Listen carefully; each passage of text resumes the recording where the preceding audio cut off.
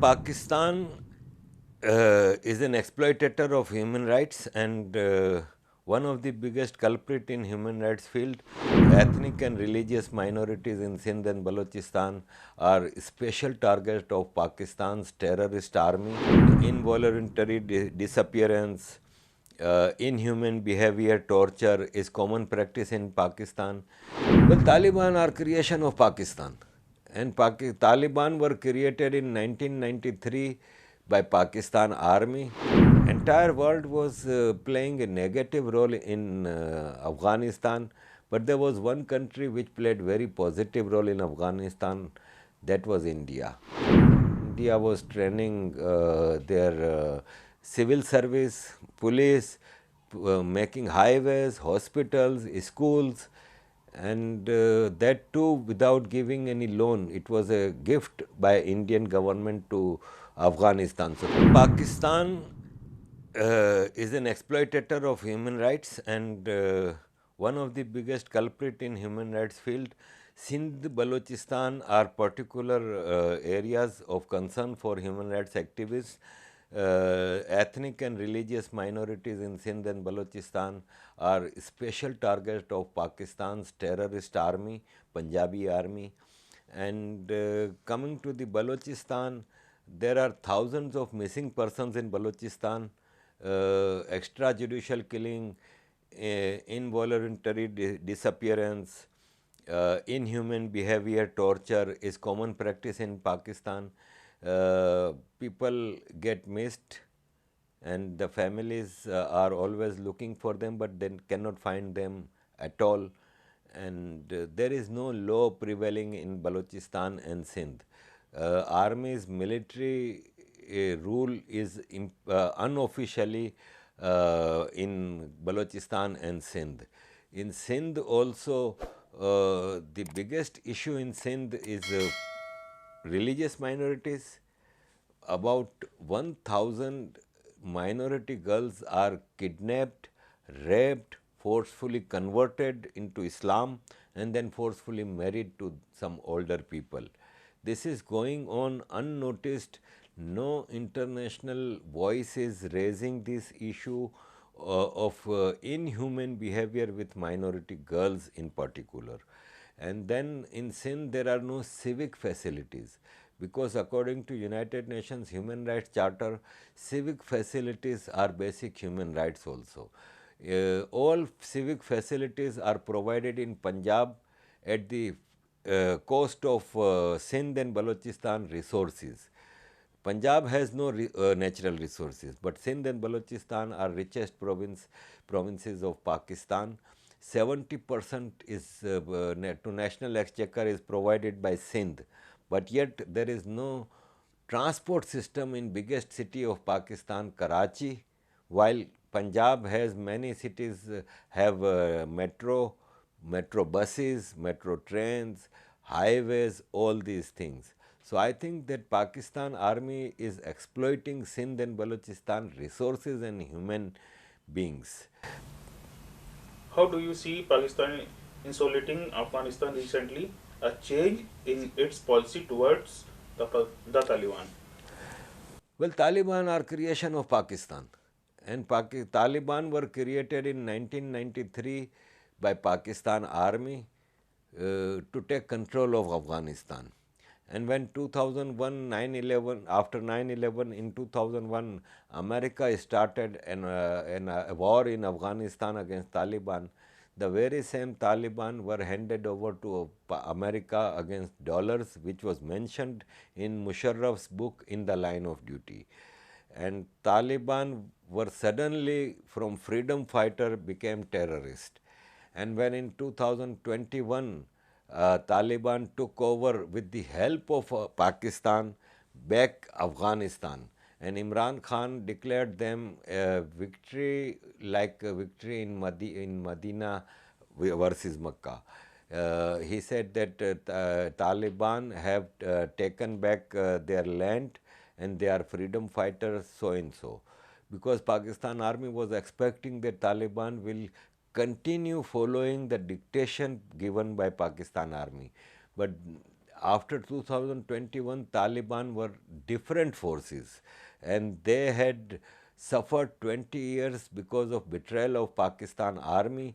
So they decided not to follow dictations of Pakistan. So now Pakistan considers Taliban as enemy of Pakistan, and Taliban are not ready to follow the dictation. Taliban had seen one thing in 20 years in exile, that entire world was playing a negative role in Afghanistan, but there was one country which played very positive role in Afghanistan, that was India, because India was training their civil service, police, making highways, hospitals, schools, and that too without giving any loan. It was a gift by Indian government to Afghanistan. So Taliban saw that in Pakistan has always taken benefit out of Afghans, and these Afghans who were biggest victim of Pakistani terrorism, but they were branded as terrorists globally. So they saw all these things and they decided not to fall in the trap of Pakistan again. And that's why now Pakistan thinks that Taliban are traitors. Major attacks are happening in Pakistan recently that the targeting security forces. Your view on this? Pakistan army is taking lion's share from our budget. We civilians of Pakistan are eating half food to preserve this major army. What is their duty? To provide security to Pakistan. They cannot provide security, then whose failure it is? It is Pakistan army's failure. Who is terrorist? They are calling some terrorist groups like TTP, all these. Who are these? They are created by Pakistan army. So their own created terrorists are attacking Pakistan. Now, for example, the last week terrorist attack in the Dera Ismail Khan, where 25 Pakistan army personnel were killed. From where did they come? They were within Pakistan. Pakistan is trying to portray that these are Afghans. They are not Afghans. They are Pakistani Pashtuns. Tehreek-e-Taliban Pakistan has not a single Afghani. They all are Pakistani, and they are created, nurtured and trained by Pakistan army. Today these TTP are not ready to follow dictation of Pakistan army. Taliban in Afghanistan had one motive, one agenda, bringing Sharia. So Tehreek-e-Taliban Pakistan is also asking for Sharia only. They say, today you bring Sharia in Pakistan, we will stop all our activities. So what's wrong? You trained them, you gave them Islamic extremist ideology. So now they are asking for the very same things that you were imposing in Afghanistan. So if Sharia is good for Afghanistan, why it is bad for Pakistan? This is the question TTP is asking. In my opinion, TTP is not terrorist. TTP are freedom fighters and they are mujahids. How do you view India's Supreme Court verdict on Article 370 in Kashmir? Well, first of all, it is internal matter of India. No other country has right to speak about it. The unsolved, unresolved issue of Kashmir is only POK and Gilgit-Baltistan because it is occupied by Pakistan. My view, and it is a legal view, that in 1947, when Kashmiri leadership asked stand-still agreement with Pakistan and India, why Pakistan attacked Kashmir?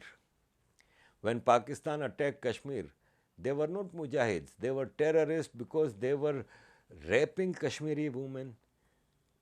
Kashmiri women were sold in bazaars of Rawalpindi and Peshawar by Pakistan's, they call it tribals, but half were Pakistan's regular army officers.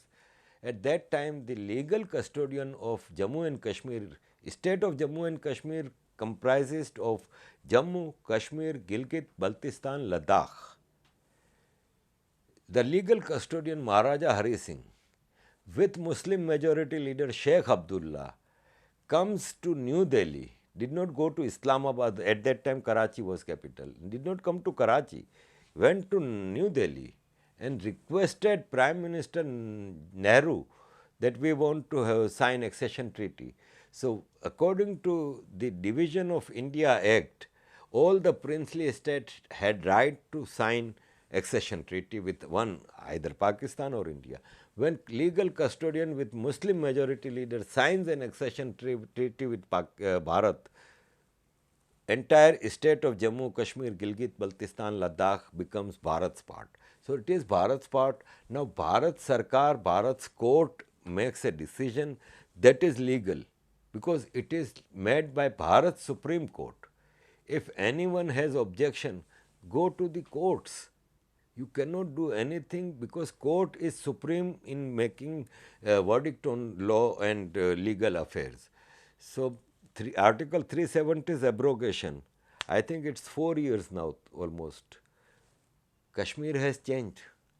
Last week somebody sent me a video of Srinagar and I had to watch that video 3-4 times to make sure that it is Srinagar, not Europe. So beautiful it is. Kashmiri economy is growing. Kashmir's biggest economy is based on tourism. There are 25 million tourists this year only, 2023, biggest in history of Kashmir. Kashmir's economy is apple, tourism, highways are built, new universities and colleges are built, tunnels are built. Kashmiri students are studying in entire Bharat's universities, South India, East India, West India. So Article 370 was a hindrance in the progress of Jammu and Kashmir. So even Kashmiris know that abrogation of Article 370 is a right step towards the development and progress and prosperity of Jammu and Kashmir. Now, statehood or union territory, I think this is pure domestic affair and it should be solved very soon because Kashmir has faced very brutal Pakistan terrorism for decades. So now coming back to normality, it takes time. It's only 4 years. I'm sure Indian government has plans to bring statehood again in Jammu and Kashmir and Ladakh and hopefully things will get much better. The only unresolved issue is the lands occupied by Pakistan and China because Aksai Chin and Shagram Valley which are occupied by China are also part of state of Jammu and Kashmir, parts of Bharat. Last question. Explain about present situation in POK and India's. That POK is its territory. Well, POK today, social media is a very big medium of awareness, and people in POK, when they see the progress and prosperity in Union Territory of Jammu and Kashmir, they start thinking that we are also the same people. We were also once part of Kashmir. Why there is no progress, prosperity in POK? Why there is no prosperity in Gilgit-Baltistan? People of Kashmir, POK, they provide electricity to Punjab province of Pakistan. Yet they have 16 hours and 12 hours load shedding. They are paying biggest, most expensive electricity are provided to people of Jammu and POK while they are the producer of the electricity. They are providing water to entire Pakistan, yet their women are walking miles to bring water at their home. Then biggest thing in human rights is your culture, your food, your dress, your language, your heritage, which is being killed in POK. If you go to Srinagar, you will find people wearing Kashmiri dress, eating Kashmiri food, speaking Kashmiri language. If you go Muzaffarabad, you will see 90% people are speaking Punjabi, 90% people are wearing shalwar kameez, not Kashmiri dress, it is a Punjabi dress. So demography has changed. There is no university in POK. There are no colleges, dental colleges, medical colleges. There is no road. When I went to from Islamabad to Muzaffarabad, it was a kacha road. It was not a real road. No highways. There are no jobs. So there are protests across POK, and every district, Rawla Kot, Muzaffarabad, Neelam, Mirpur, they are protesting because they can see that the same Kashmiris in India are prosperous, getting better education, getting better civic facilities, but in POK all these are not provided.